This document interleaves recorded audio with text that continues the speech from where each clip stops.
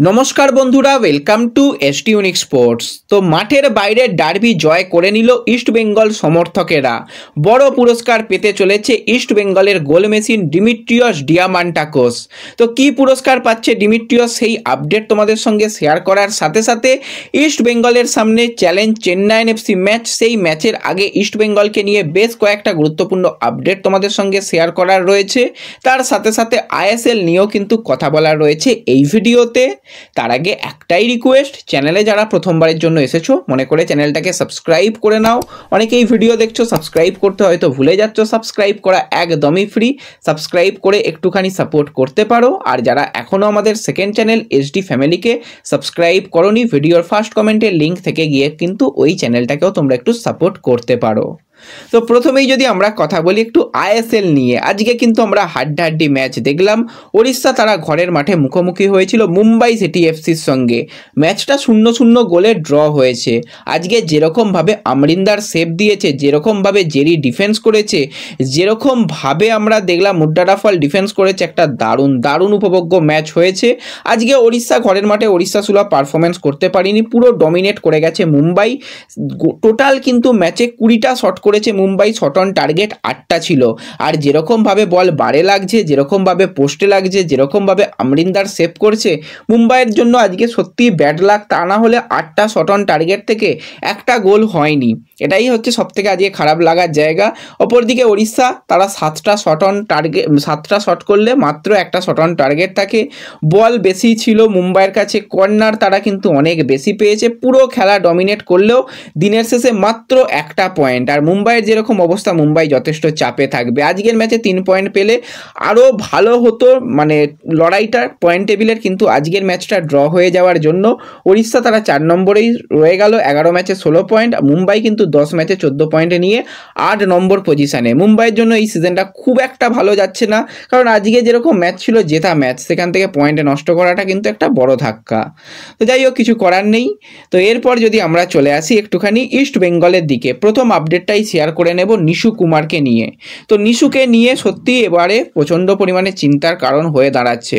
সিজনের শুরুর দিকে ইনজুরি, তারপর দীর্ঘদিন মাঠের বাইরে চলে যাওয়া, ইনজুরি থেকে ফিরে প্র্যাকটিস করা এবং মোটামুটি তাকে বেঞ্চে রাখা হচ্ছিল, তারপর আবারও প্র্যাকটিস সেশনে ইনজুরি, সেখান থেকে তার কিছুদিন রিকভারি করে আবার মাঠে ফেরা এবং মাঠে ফেরার পর সেই পুরাতন জায়গায় তার আবারও নতুন করে ইনজুরি। এবং তাকে কবে মাঠে পাওয়া যাবে, তাকে কবে খেলানো যাবে, সত্যি চিন্তার কারণ রাখছে। এবং তোমাদের যেরকমটা জানিয়েছিলাম উইন্টার ট্রান্সফার উইন্ডোতে অস্কার ব্রুজন যেরকমভাবে সাইড ব্যাক চাইছে, সাইড ব্যাক দেওয়া দরকার, কারণ কাট সমস্যা হবেই, প্লেয়ারদের চোট আঘাত থাকবেই, হাতে এত অপশান কমে গেছে, এটাই কিন্তু দলের জন্য সমস্যার কারণ হবে। একটা টিম যখন ভালো কিছু করে তার ডিফেন্সকে সবার আগে ভালো করতে হয়। ডিফেন্স কিন্তু টুর্নামেন্ট জেতায়, অ্যাটাকাররা ম্যাচ জেতায়। তো ডিফেন্স যদি না ভালো হয় চিন্তা তো থাকবেই। তো নিশু কুমারকে নিয়ে রীতিমতন চিন্তার কারণ রয়েইছে। তার সাথে সাথে যদি আমরা কথা বলি একটু হেক্টর ইউসতেকে নিয়ে, তো হেক্টর কিন্তু বল পায়ে অনুশীলন করেছিল তোমাদের যেরকমটা জানিয়েছিলাম। কিন্তু আজকে ম্যাচের আগে সাংবাদিকদের মুখোমুখি হয়ে অস্কার ব্রুজন জানিয়েছে যে হেক্টরকে এখনও পর্যন্ত যে খেলানো যাবে সেটা বলা যাচ্ছে না, তাকে মূলত রেস্ট দেওয়া হয়েছে। তার সে চেন্নাই অবশ্যই যাচ্ছে, সেখানে গিয়ে বোঝা যাবে তাকে খেলানো হবে কি হবে না।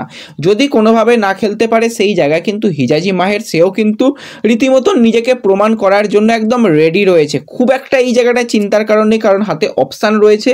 আমার তো মতে বলে যে হেক্টরকে এখন বিশ্রাম দেওয়া হোক। চেন্নাই ম্যাচে হিজাজি খেলে দিতে পারবে, খুব একটা অসুবিধা হবে না।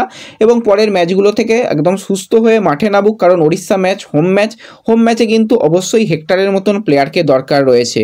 তো মূলত আজকেও রেস্ট দেওয়া হয়েছে, এরকমটাই কিন্তু জানিয়েছে অস্কার ব্রুজন। খুব একটা দলকে নিয়ে আর চিন্তার কারণ নেই, আজকে সাংবাদিকদের মুখোমুখি হয়ে কিন্তু জানিয়ে গেছে। আর কালকে সকালের দিকে অনুশীলন করেই কিন্তু চেন্নাইয়ের উদ্দেশ্যে রওনা দিচ্ছে ইস্ট বেঙ্গলের টিম।